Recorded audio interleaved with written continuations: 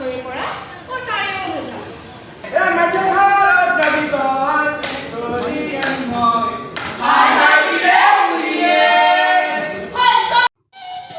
গুৱাহাটীৰ শ্ৰীমন্ত শংকৰদেৱ কলাক্ষেত্ৰ সমাজৰ উদ্যোগত প্ৰতি বছৰে অনুষ্ঠিত কৰি অহা ৰূপকোঁৱৰ নাট্য উৎসৱ এইবাৰ নলবাৰী জিলাত অনুষ্ঠিত কৰা হৈছে। এই নাট্য উৎসৱ গুৱাহাটীতে অনুষ্ঠিত হৈ আহিছিল যদিও যোৱা বছৰৰ পৰা অসমৰ আন আন জিলাত অনুষ্ঠিত কৰাৰ বাবে সিদ্ধান্ত গ্ৰহণ কৰিছিল। সেই সূত্ৰে যোৱা বছৰ প্ৰথমবাৰৰ বাবে গুৱাহাটীৰ বাহিৰত যোৰহাটত অনুষ্ঠিত কৰা হৈছিল। নলবাৰী নাট্য মন্দিৰত 15 মাৰ্চৰ পৰা 3 দিনীয়াকৈ ৰূপকোঁৱৰ নাট্য উৎসৱ আৰম্ভ হৈছে। নলবাৰী জিলা প্ৰশাসন আৰু ৰংগশালাৰ সহযোগত অনুষ্ঠিত এই নাট্য উৎসৱত মুঠ 6খন নাটক মঞ্চস্থ কৰা হ'ব। প্ৰথম দিনা সন্ধিয়া বিভু দত্তই নাট্যৰূপ দিয়া লক্ষ্মীনাথ বেজবৰুৱাৰ সৰবজান আৰু নিৰ্মল দাস ৰচিত আৰু পৰিচালিত সুদৰ্শন চক্ৰ নাট দুখন মঞ্চস্থ কৰা হয়। নাট্য উৎসৱৰ 3 দিনত প্ৰদৰ্শন কৰিবলগীয়া নাটকেইখন হ'ল পংকজজ্যোতি ভূঞা ৰচিত আৰু কুশল ডেকা পৰিচালিত 3টা ৰঙীন পখিলা, বসন্ত দাস আৰু মণিমেলা দাস ৰচিত আৰু পৰিচালিত কৰদৈশিৰীয়া পাহাৰৰ সাধু, সমাৰচেট মমৰ উপন্যাসৰ আধাৰত প্ৰশান্ত কটকী নাট্যৰূপ দিয়া পাহাৰী কন্যা আৰু নৱজ্যোতি বৰা ৰচিত আৰু পৰিচালিত ত্ৰাহী দেৱদামোদৰ। আহকচোন নাট উৎসৱৰ কিছু দৃশ্য উপভোগ কৰোঁ। আপোনালোক যদি এই চেনেলটোলৈ প্ৰথমবাৰৰ বাবে আহিছে তেনেহ'লে চেনেলটো ছাবস্ক্ৰাইব কৰাৰ লগতে লাইক, কমেণ্ট আৰু শ্বেয়াৰ কৰি আনকো ভিডিঅ'টো চোৱাত সহায় কৰি দিয়ে যেন।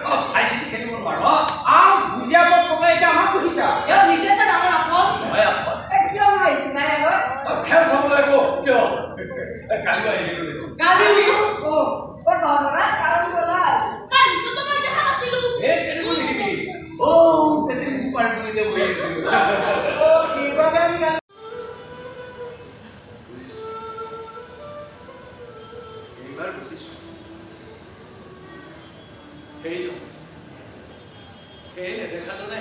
আমাৰ বোলাত কণা হ'লেও খুৰা হ'লেও হাত ভৰি নথকা হ'লেও একো এটা নিদিলে সেইটোৱে নহয় জানো এইবাৰ ঠিক বুজিছে কিন্তু মই কৰিম কি মইতো টানি আজুৰি আনিব নোৱাৰো মাত্ৰ হাতযোৰহে কৰিব পাৰো উপবাস দিব পাৰো ওৰে ৰাতি গোসাঁই থাপনাৰ আগত মূৰ আশাৰি পৰি থাকিব পাৰো নুবুজে কোনেও নুবুজে সেই যে ঘৰৰ মানুহজনী কেন্দেলি তাইও নুবুজে কিমান বুজাম মই তাইক মুঠৰ নাথাকিলে হ'ল কি এই আনৰবোৰকে মৰম কৰ চেনেহ কৰ চুবলৈকে নিদিয়ে কোনেও চুবলৈকে নিদিয়ে তাই চুলে হেনো অপায় হ'ব অমংগল হ'ব সেইবাবে মই তাইক কওঁ মন মাৰি নাথাকিবি মনে নহৈলে মই তোক আই বুলি মাতিম দে মই তোক আই বুলি মাতিম সদায় সদায় দুষ্টামি কৰিম গৰু চৰাই আহি এই পদূলি মুখৰ পৰাই মাতিম আই ঐ আই মই আহিছো ভাত আছে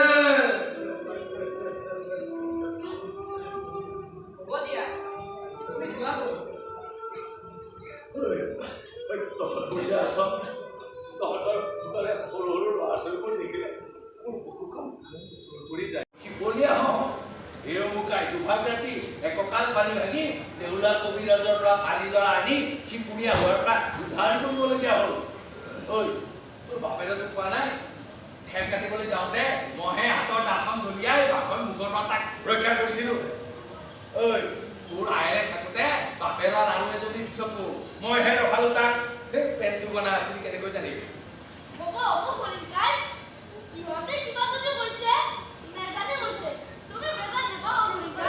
নাপাওঁ মই কতোৱে বেচা নাপাওঁ